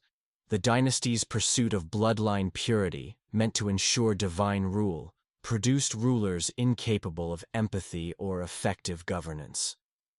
Their isolation, born of incest and paranoia, left them disconnected from their people, a warning for modern leaders who prioritize power over connection. Alexandria's cultural brilliance, its library, its lighthouse coexisted with moral decay, a paradox that mirrors 2025's world, where technological marvels often outpace ethical progress. Cleopatra II's story urges us to question the assumption that advancement guarantees morality, a lesson echoed in debates over AI, surveillance, and human rights. Internationally, The Ptolemaic collapse was a cautionary tale. Roman historians, writing as Egypt became a client state, cited the dynasty's degeneracy as a warning against absolute power. In a fictionalized moment, imagine a Roman scholar in 100 BCE reading Polybius's account of Cleopatra II. He pauses, struck by parallels to Rome's growing imperial ambitions, and writes, "Let us not become Ptolemies, lest we fall as they did." The scene underscores the universal relevance of her story, a warning that transcends time and culture. For Egypt's people, Cleopatra II's legacy lived on in quiet acts of resistance. Her patronage of Isis-Med and temple projects inspired ordinary Egyptians to reject Ptolemaic excess. In a fictionalized scene, imagine a young woman in a village near Thebes, carving a small horse into a clay tablet as a tribute to the queen who fought. She hides it in her home, a secret symbol of defiance. The act, though imagined, reflects the subtle ways Cleopatra II's story inspired resistance, her name whispered in prayers for justice. In 2025, Cleopatra II's story is more than history, it's a call to action. It challenges us to confront systems that dehumanize, to resist the normalization of cruelty, and to honor the resilience of those who endure. As visitors to the Cairo Museum gaze at the wooden horse, they see not just an artifact, but a testament to a queen who, even in defeat, refused to be silenced. Her story, shared across X and global platforms, inspires us to fight for a world where power serves humanity, not destroys it, ensuring her echo resonates in eternity. Part 7. A Queen's Warning. Across time. The fading light of Alexandria's lighthouse, once a proud symbol of Ptolemaic ambition, cast a feeble glow over a city that had lost its soul. As Part 6 explored, Cleopatra II's death in 116 BCE marked the end of a life defined by unimaginable loss and quiet defiance. Her wooden horse, a secret relic of her murdered sons, Ptolemy VII and Ptolemy Memphites, and her hidden letter, a fictionalized cry against Ptolemy VIII, Physcon's tyranny, became symbols of a queen who refused to be erased. The Ptolemaic dynasty, crumbling under the weight of its own excesses, descended into chaos after her passing, its legacy a stark warning of power's corrosive force. This final chapter delves into the enduring impact of Cleopatra II's story, tracing its echoes through history and into 2025, where her life serves as a timeless admonition against the dangers of unchecked authority and the resilience of the human spirit in the face of systemic cruelty. The collapse of the Ptolemaic dynasty after Cleopatra II's death was both swift and inevitable. Her daughter, Cleopatra III, ruled with a cold pragmatism, but her sons, Ptolemy IX and Ptolemy X, inherited a throne weakened by centuries of incest and internal strife. Ancient sources, such as Diodorus Siculus, paint a grim picture of their reigns. Ptolemy IX faced constant rebellions, driven by a populace exhausted by Greek rule, while Ptolemy X's brief tenure ended in exile and assassination. The dynasty's obsession with bloodline purity, once a cornerstone of its divine legitimacy, had produced rulers increasingly isolated and incompetent. By the time Cleopatra VII ascended decades later, Egypt was a mere pawn in Rome's imperial game, its sovereignty eroded by the very practices meant to preserve it. Imagine a scene in Alexandria's palace, years after Cleopatra II's death. The air is thick with intrigue as Cleopatra III, now aging, watches her sons plot against each other. A fictionalized detail adds poignancy. A priestess of Isis, secretly loyal to Cleopatra II's memory, uncovers the hidden scroll and wooden horse in a temple crypt, reading the queen's words, "Let my pain be a warning. Power without mercy consumes all." She vows to preserve them, passing the artifacts to a trusted scribe. The scribe, fearing Ptolemaic spies, buries them beneath a new temple foundation, whispering, "For the queen who endured." This imagined act reflects the quiet ways Cleopatra II's defiance lived on, her story preserved in the shadows of a dying dynasty. The societal impact of the Ptolemaic system was profound and devastating. 3 centuries of normalized royal incest and violence had seeped into Egypt's cultural fabric, eroding moral norms. Papyri from the period document a surge in domestic violence, child exploitation, and social unrest as the royal example of cruelty became a grim template for society. The native Egyptian population, long alienated by their Macedonian rulers, turned to local cults for solace, rejecting Ptolemaic claims to divinity. Temples to Isis and Amun became centers of resistance, their priests preaching against a dynasty that had defiled sacred traditions. In a fictionalized scene, imagine a young Egyptian mother in a Nile village, teaching her daughter to pray to Isis. She carves a small wooden horse into a clay amulet, whispering tales of a queen who fought for her sons. The act, though imagined, mirrors the subtle ways Cleopatra II's story inspired defiance among ordinary Egyptians. Economically, Egypt was a shadow of its former glory. The civil wars of Cleopatra II's era had drained the treasury, and Ptolemy VIII's oppressive policies had crushed the peasantry. Alexandria, once the Mediterranean's commercial and intellectual heart, ceded its prominence to Rome, Rhodes, and other rising centers. The library, gutted by purges and neglect, stood as a hollow monument, its shelves bare of the manuscripts that had once drawn scholars from across the world. In a fictionalized moment, imagine a Roman trader visiting Alexandria in 100 BCE. He wanders the library's ruins, finding a fragment of Cleopatra II's poetry, written in her youth about love and loss. Moved by its beauty, he takes it to Rome, where it inspires a new generation of poets. The scene captures the cultural devastation wrought by the Ptolemies, even as Cleopatra II's voice lingered in fragments. Cleopatra II's story transcends its historical moment, offering lessons that resonate in 2025. Her life is a stark warning about the dangers of absolute power, where ideology, in her case, bloodline purity, twists human relationships into instruments of oppression. The Ptolemaic system was an extreme manifestation of hierarchical structures that prioritize control over humanity, a pattern that persists in modern contexts.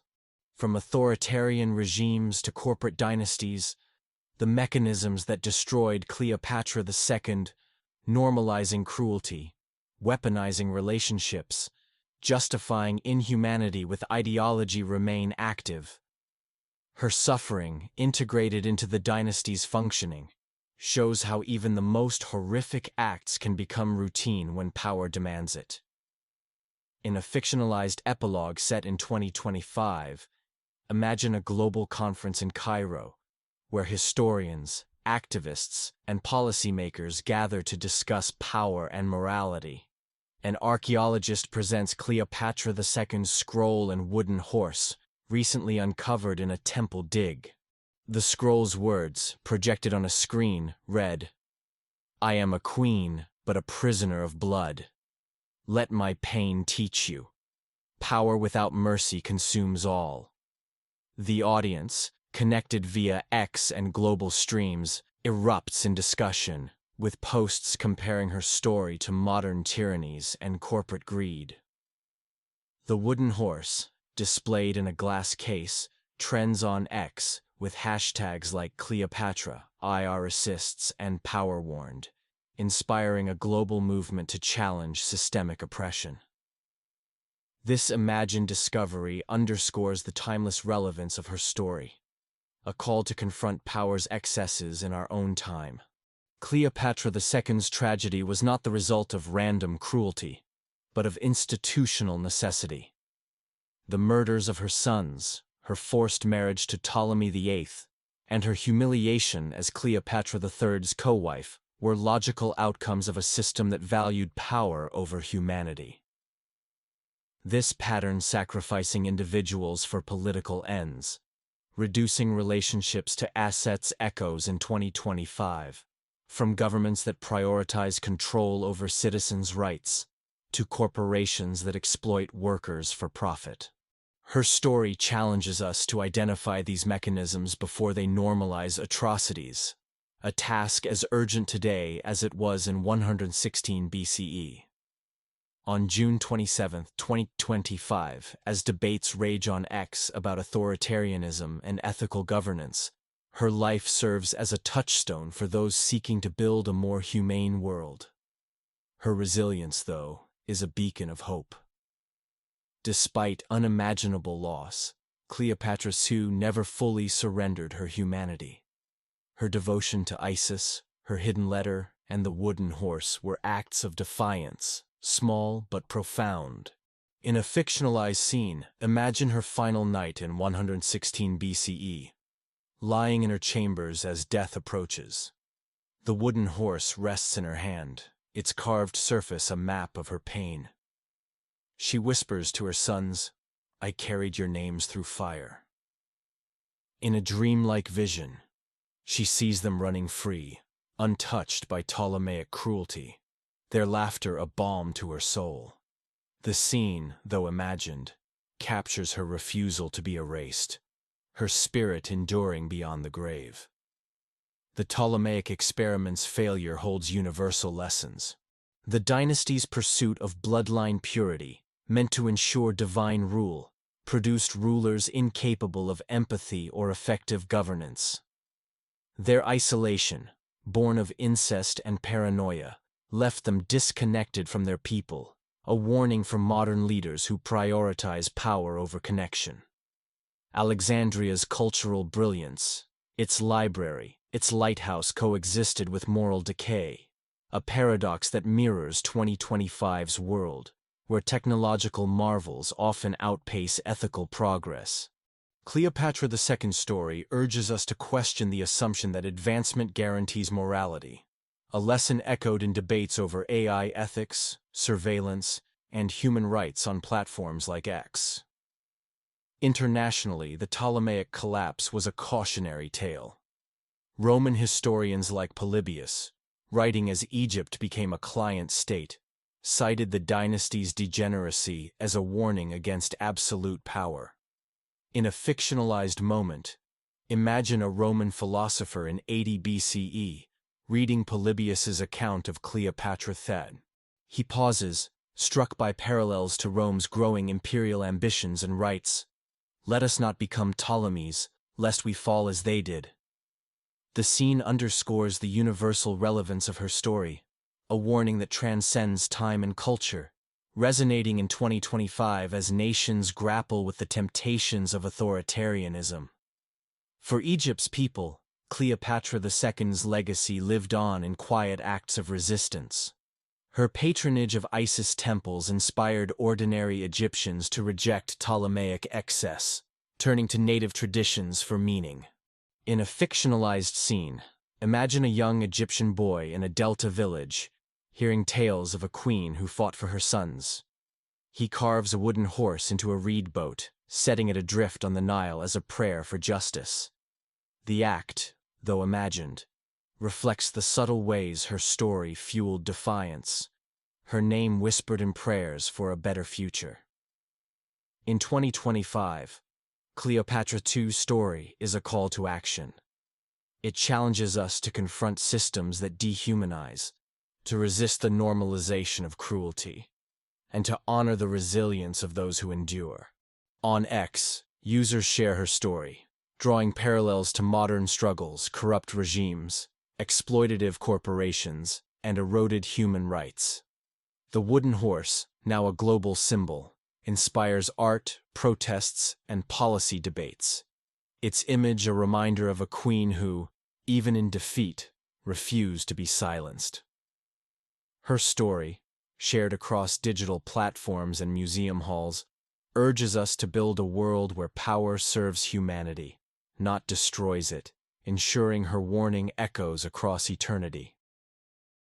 Part 8. A Queen's Eternal Flame.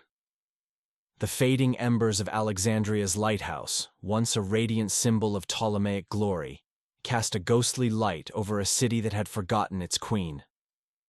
As Part 7 illuminated, Cleopatra II's death in 116 BCE marked the end of a life defined by relentless suffering and quiet defiance. Her wooden horse and hidden letter standing as testaments to her refusal to be erased by Ptolemy VIII Physcon's tyranny. The Ptolemaic dynasty, crumbling under the weight of its own incestuous and violent excesses, spiraled toward collapse, its legacy a grim warning of power's corrosive nature. Her story, rediscovered in a fictionalized 2025 archaeological find, resonated globally, sparking debates on X about authoritarianism and human resilience. This final chapter explores the enduring power of Cleopatra II's narrative, its impact on history and culture, and its urgent relevance in 2025, where her life serves as a clarion call to confront systemic oppression and honor the indomitable human spirit. The decades following Cleopatra II's death were a death knell for the Ptolemaic dynasty. Cleopatra III, hardened by the same brutal system that had broken her mother, ruled with ruthless pragmatism, but her sons, Ptolemy IX and Ptolemy VIII, were ill-equipped to stem the tide of decline. Ancient sources, such as Diodorus Siculus, describe their reigns as a litany of rebellions, betrayals, and assassinations. Ptolemy IX's rule, 116 to 107 BCE, was marred by uprisings fueled by a populace weary of Greek oppression, while Ptolemy X's brief tenure ended in exile and death. The dynasty's obsession with bloodline purity, once a pillar of its divine legitimacy, had produced rulers so isolated and paranoid that they could neither govern effectively nor inspire loyalty. By the time Cleopatra VII ascended in 51 BCE, Egypt was a hollow shell, its fate sealed by Rome's growing dominance. Imagine a scene in Alexandria's decaying palace, a generation after Cleopatra II's death. The air is heavy with the scent of neglect, as dust settles on marble floors once polished to a gleam. Cleopatra III, now an old woman, sits on a throne flanked by her feuding sons. A fictionalized detail adds depth. A young scribe, descended from a priestess loyal to Cleopatra II, discovers the wooden horse and scroll hidden in a temple crypt, reading her words. "Let my pain be a warning. Power without mercy consumes all." He feels a surge of defiance. Fearing Ptolemaic spies, he entrusts the artifacts to a merchant bound for Rome, whispering, "Let the queen's truth live." This imagined act reflects the quiet persistence of Cleopatra II's legacy. Her story carried beyond Egypt's borders even as her dynasty crumbled. The societal fallout of the Ptolemaic system was catastrophic. 3 centuries of normalized royal incest and violence had poisoned Egypt's cultural and moral landscape. Papyri from the period document a chilling rise in domestic abuse, child exploitation, and social unrest, as the royal example of cruelty seeped into everyday life. The native Egyptian population, long resentful of their Macedonian overlords, rejected Ptolemaic claims to divinity, turning to native cults for solace. Temples to Isis, Amun, and Osiris became bastions of resistance, their priests preaching against a dynasty that had defiled sacred traditions. In a fictionalized scene, imagine a festival in Thebes, where a priestess of Isis holds aloft a clay amulet shaped like a horse, proclaiming, "This is for the queen who fought for her sons, whose spirit guides us still." The crowd, chanting her name, carries the symbol into the streets, a quiet rebellion against Ptolemaic rule. Though imagined, the scene echoes the documented rise in native resistance, inspired by figures like Cleopatra II. Economically, Egypt was a wasteland. The civil wars of Cleopatra II's era had drained the treasury, and Ptolemy VIII's oppressive taxes had crushed the peasantry. Alexandria, once the Mediterranean's commercial and intellectual hub, lost its prominence to Rome, Rhodes, and other rising centers. The library, ravaged by purges and neglect, was a ghost of its former self, its manuscripts scattered or burned.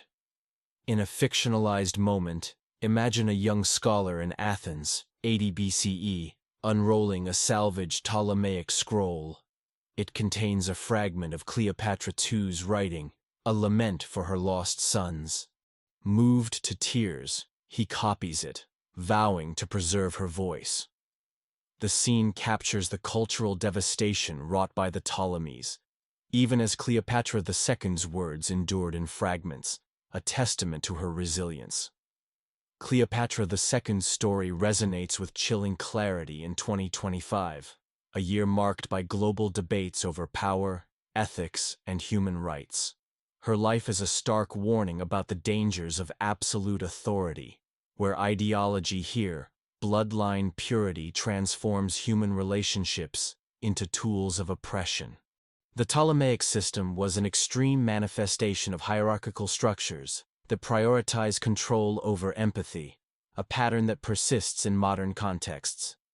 From authoritarian regimes that silence dissent to corporate empires that exploit workers, the mechanisms that destroyed Cleopatra II, normalizing cruelty, weaponizing relationships, justifying inhumanity with ideology remain active. Her suffering, woven into the dynasty's functioning, shows how even the most horrific acts can become routine when power demands it. In a fictionalized epilogue set on June 27, 2025, imagine a global summit in Alexandria, hosted to mark the discovery of Cleopatra II's scroll and wooden horse. The artifacts, unearthed in a temple dig, are displayed in a museum, their unveiling streamed live on X. The scroll's words, projected on a massive screen, read, "I am a queen, but a prisoner of blood. Let my pain teach you. Power without mercy consumes all." Historians, activists, and policymakers, gathered from across the world, draw parallels to modern struggles, dictatorships, corporate greed, and eroded human rights. The wooden horse, its carved surface worn but unbroken, trends on X with hashtags like Cleopatra, endures and power-warned, inspiring a global movement to challenge systemic oppression. Posts flood the platform, with users sharing art, poetry, and manifestos inspired by her resilience, turning her story into a rallying cry for justice. Cleopatra II's tragedy was not the result of random cruelty but of institutional necessity. The murders of her sons, her forced marriage to Ptolemy VIII, and her humiliation as Cleopatra III's co-wife were logical outcomes of a system that valued power over humanity.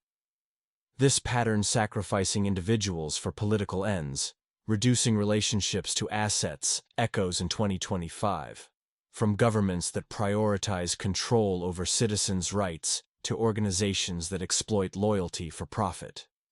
Her story challenges us to identify these mechanisms before they normalize atrocities, a task as urgent today as it was in 116 BCE. On X, users cite her life in discussions about authoritarianism, with posts like, "Cleopatra II's pain mirrors our world power still breaks hearts. Resist." Her resilience, though, is a beacon of hope. Despite unimaginable loss, Cleopatra II never fully surrendered her humanity. Her devotion to Isis, her hidden letter, and the wooden horse were acts of defiance, small but profound. In a fictionalized scene, imagine her final moments in 116 BCE, lying in her chambers as death nears. The wooden horse rests in her hand, its surface smoothed by years of touch. She whispers to her sons, "I carried your light through darkness." In a dreamlike vision, she sees them standing in a golden field, free from Ptolemaic cruelty, their faces radiant. The scene, though imagined, captures her refusal to be erased, her spirit enduring beyond the grave. The Ptolemaic experiment's failure holds universal lessons. The dynasty's pursuit of bloodline purity, meant to ensure divine rule, produced rulers incapable of empathy or effective governance. Their isolation, born of incest and paranoia, left them disconnected from their people, a warning for modern leaders who prioritize power over connection.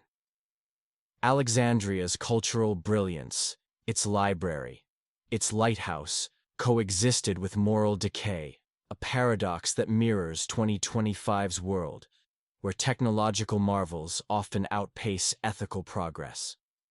Cleopatra II's story urges us to question the assumption that advancement guarantees morality, a lesson echoed in debates over AI ethics, surveillance, and human rights, with posts like, "Her story reminds us, tech can build wonders, but only ethics builds justice." Cleopatra II. Internationally, the Ptolemaic collapse was a cautionary tale. Roman historians like Polybius, writing as Egypt became a client state, cited the dynasty's degeneracy as a warning against absolute power.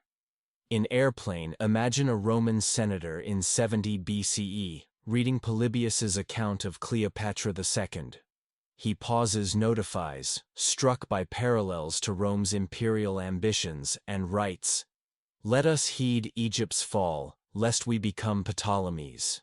The scene underscores the universal relevance of her story, resonating in 2025 as nations grapple with authoritarianism and ethical governance. For Egypt's people, Cleopatra II's legacy lived on in quiet acts of resistance. Her patronage of Isis temples inspired ordinary Egyptians to reject Ptolemaic excess, embracing native traditions. In a fictionalized scene, imagine a young Egyptian girl in a Delta village, 100 BCE, crafting a wooden horse amulet. She prays to Isis, whispering, "For the queen who fought," her act a tribute to Cleopatra II's defiance. Though imagined, the scene reflects the documented rise in native resistance, fueled by her story. In 2025, Cleopatra II's story is a call to action.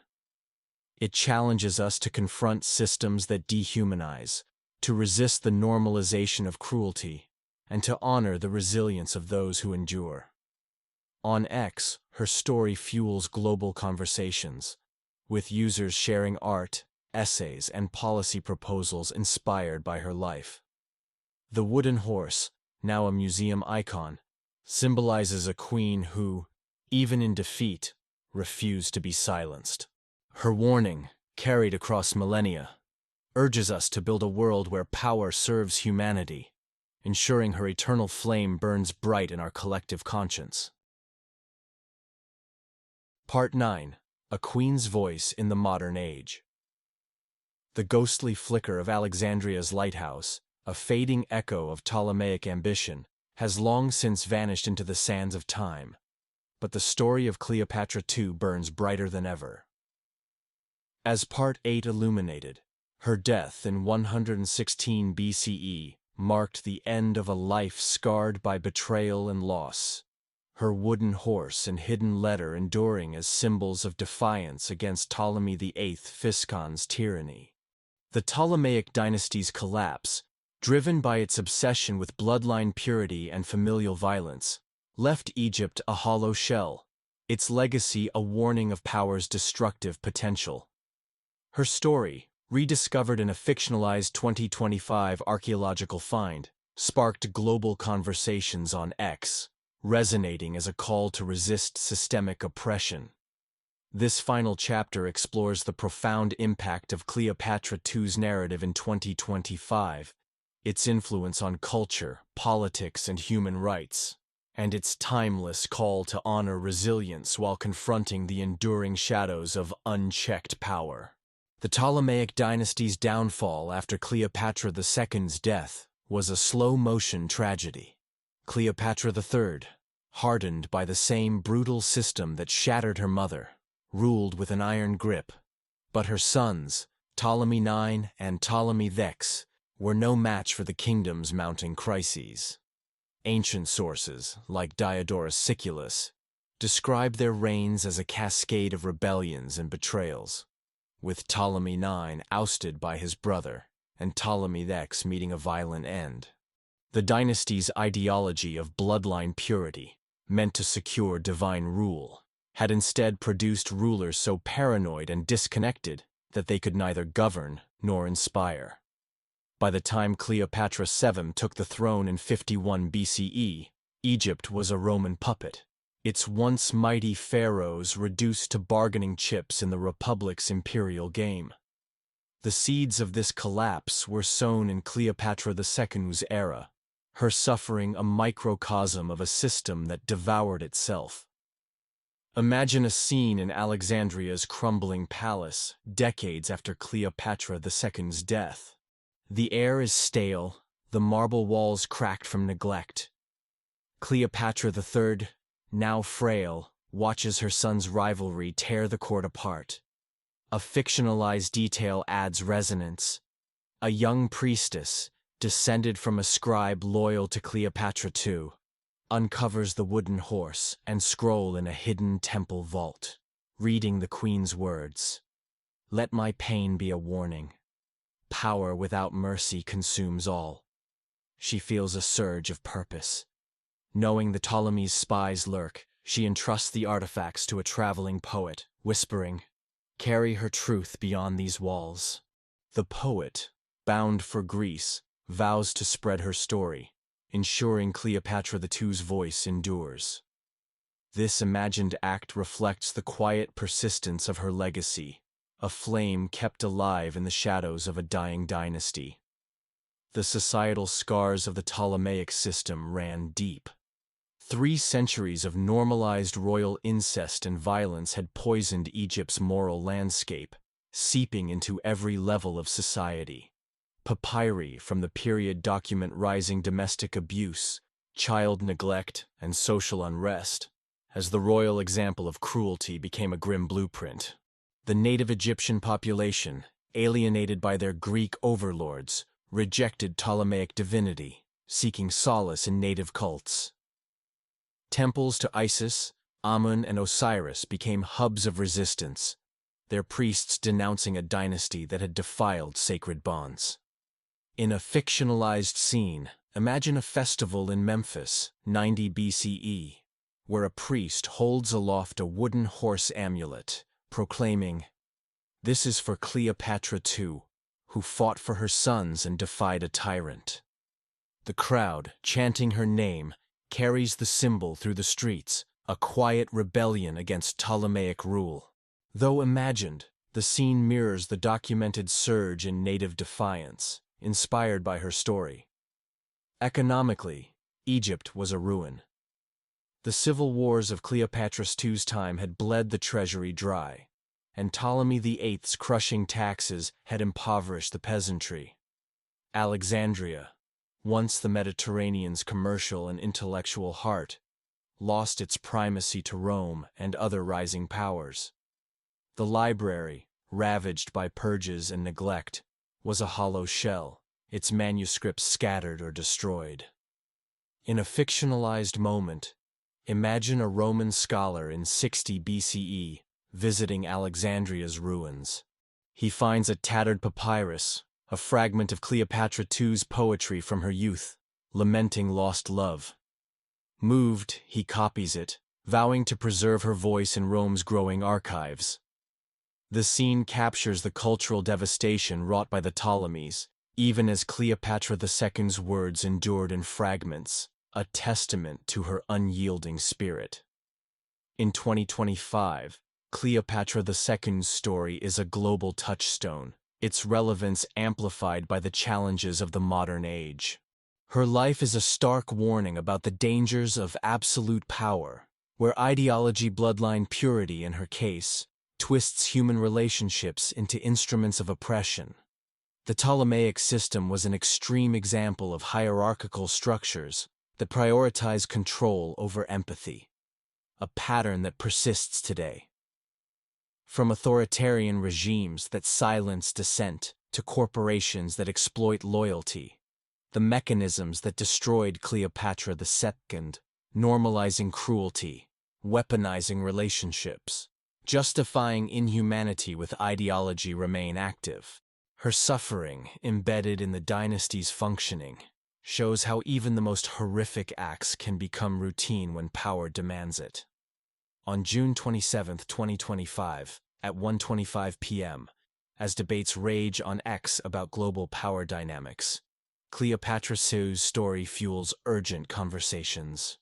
Posts with hashtags like Cleopatra, I resists, and Tas power warned trend globally, with users sharing her story alongside analyses of modern tyrannies. A fictionalized epilogue imagines a Cairo museum exhibit, unveiling her scroll and wooden horse, discovered in a 2025 temple dig. The scroll's words, projected on a digital screen, read, I am a queen, but a prisoner of blood. Let my pain teach you, power without mercy consumes all. The exhibit, streamed live on X, draws millions, with activists, historians, and policymakers drawing parallels to 2025's struggles, corrupt regimes, corporate exploitation, and eroded human rights. The wooden horse, its carved surface a map of her pain, becomes a global symbol of resilience, its image shared in protest art and viral posts.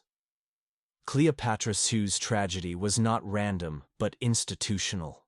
The murders of her sons, her forced marriage to Ptolemy VIII, and her humiliation as Cleopatra III's co-wife were logical outcomes of a system that valued power over humanity. This pattern sacrificing individuals for political ends, reducing relationships to assets, echoes in 2025. On X, users cite her story in discussions about authoritarianism, with posts like, Cleopatra II's pain is ours, power still breaks families. Resist now.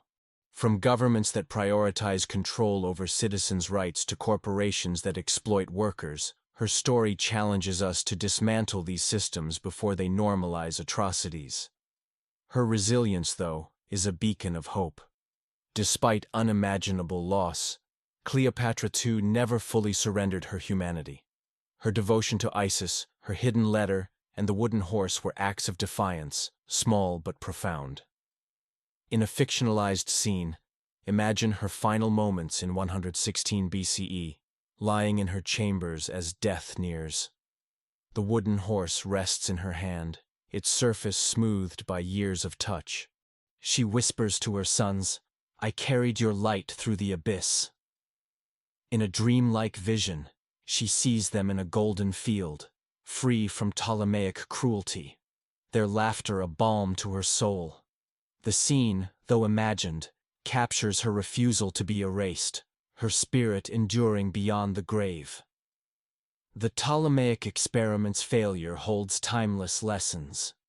The dynasty's pursuit of bloodline purity, meant to ensure divine rule, produced rulers incapable of empathy or effective governance. Their isolation, born of incest and paranoia, left them disconnected from their people, a warning for 2025's leaders who prioritize power over connection. Alexandria's cultural brilliance, its library, its lighthouse coexisted with moral decay, a paradox that mirrors today's world, where technological marvels often outpace ethical progress. On X, users debate AI ethics and surveillance, citing Cleopatra II. Her story shows tech can build wonders, but only ethics builds justice. Cleopatra. Internationally, the Ptolemaic collapse was a cautionary tale. Roman historians like Polybius, writing as Egypt became a client state, cited the dynasty's degeneracy as a warning against absolute power. In a fictionalized moment, imagine a Roman orator in 50 BCE, reading Polybius's account of Cleopatra II. He pauses, struck by parallels to Rome's imperial ambitions, and declares, "Let us heed Egypt's fall, lest we become Ptolemies." The scene underscores the universal relevance of her story, resonating in 2025 as nations grapple with authoritarianism and ethical governance. With posts like, "Cleopatra II's warning is ours. Power unchecked destroys. Learn from history." For Egypt's people, Cleopatra II's legacy lived on in quiet acts of resistance. Her patronage of Isis temples inspired ordinary Egyptians to reject Ptolemaic excess, embracing native traditions. In a fictionalized scene, imagine a young Egyptian woman in a Nile village, 80 BCE, crafting a wooden horse amulet. She prays to Isis, whispering, "For the queen who fought," her act a tribute to Cleopatra II's defiance. Though imagined, the scene reflects the documented rise in native resistance, fueled by her story. In 2025, Cleopatra II's story is a call to action. It challenges us to confront systems that dehumanize, resist the normalization of cruelty, and honor the resilience of those who endure. On X, her story fuels global movements, with users sharing art, essays, and policy proposals inspired by her life. The wooden horse, a museum icon, symbolizes a queen who, even in defeat, refused to be silenced. Her warning, carried across millennia, urges us to build a world where power serves humanity, ensuring her eternal voice resonates in our collective conscience on June 27, 2025 and beyond. Part 10. A Queen's Legacy Reborn. The ghostly silhouette of Alexandria's lighthouse, once a towering emblem of Ptolemaic ambition, has long vanished beneath the waves. But the story of Cleopatra II burns with renewed vigor in 2025. As Part 9 illuminated, her death in 116 BCE marked the end of a life scarred by betrayal, her wooden horse and hidden letter enduring as symbols of defiance against Ptolemy VIII Physcon's tyranny. The Ptolemaic dynasty's collapse, driven by its obsession with bloodline purity and familial violence, left Egypt a cautionary tale, its echoes sparking global conversations on X about systemic oppression. Her story, rediscovered in a fictionalized 2025 archaeological find, became a rallying cry for justice, resonating in a world grappling with power's excesses. This final chapter explores the rebirth of Cleopatra II's legacy in 2025, its transformative impact on culture, politics, and human rights, and its urgent call to forge a future where power serves humanity, not destroys it. The Ptolemaic dynasty's collapse after Cleopatra II's death was a grim inevitability. Cleopatra III, shaped by the same brutal system that broke her mother, ruled with cold pragmatism. But her sons, Ptolemy IX and Ptolemy VI, were no match for Egypt's mounting crises. Ancient sources, like Diodorus Siculus, depict their reigns as a cascade of rebellions and betrayals, with Ptolemy IX ousted by his brother and Ptolemy X meeting a violent end. The dynasty's ideology of bloodline purity, intended to secure divine rule, produced rulers so paranoid and disconnected that they could neither govern nor inspire loyalty.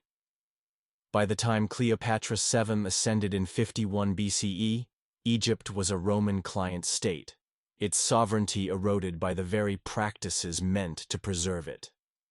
Cleopatra II's suffering, a microcosm of the systemic failure, laid bare the cost of power unchecked by morality.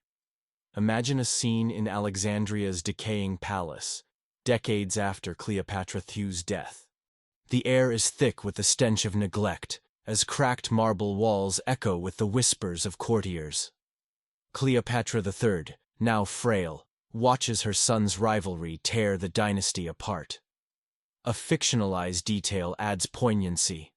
A young temple acolyte, descended from a priestess loyal to Cleopatra II, uncovers the wooden horse and scroll in a hidden crypt beneath the temple of Isis.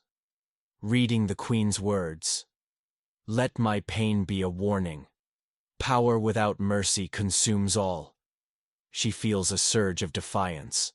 Fearing Ptolemaic spies, she entrusts the artifacts to a merchant bound for Athens, whispering, "Let the queen's truth live beyond these ruins." This imagined act reflects the quiet persistence of Cleopatra II's legacy. Her story carried across borders as her dynasty crumbled. The societal impact of the Ptolemaic system was devastating. 3 centuries of normalized royal incest and violence had poisoned Egypt's moral landscape, seeping into every level of society. Papyri from the period document a surge in domestic abuse, child exploitation, and social unrest, as the royal example of cruelty became a grim template. The native Egyptian population, alienated by their Greek overlords, rejected Ptolemaic claims to divinity, seeking solace in native cults. Temples to Isis, Amun, and Osiris became centers of resistance, their priests denouncing a dynasty that had defiled sacred bonds. In a fictionalized scene, imagine a festival in Thebes, 85 BCE, where a priestess holds aloft a clay horse amulet, proclaiming, "This is for Cleopatra II, whose defiance lives in us." The crowd, chanting her name, carries the symbol through the streets, a quiet rebellion against Ptolemaic rule. Though imagined, the scene mirrors the documented rise in native resistance, inspired by her story. Economically, Egypt was a husk. The civil wars of Cleopatra II's era had drained the treasury, and Ptolemy VIII's oppressive taxes had crushed the peasantry. Alexandria, once the Mediterranean's commercial and intellectual hub, ceded its prominence to Rome and other rising powers. The library, ravaged by purges and neglect, was a shadow of its former glory, its manuscripts scattered or burned. In a fictionalized moment, imagine a Greek scholar in Rhodes, 70 BCE, unrolling a salvaged Ptolemaic papyrus. It contains a fragment of Cleopatra II's poetry, written in her youth about love and loss. Moved, he copies it, vowing to preserve her voice in exile. The scene captures the cultural devastation wrought by the Ptolemies, even as Cleopatra II's words endured in fragments, a testament to her unyielding spirit. In 2025, Cleopatra II's story is a global beacon, its relevance amplified by the challenges of the modern age. Her life is a stark warning about the dangers of absolute power, where ideology, bloodline purity in her case, twists human relationships into tools of oppression. The Ptolemaic system was an extreme example of hierarchical structures that prioritize control over empathy, a pattern that persists today.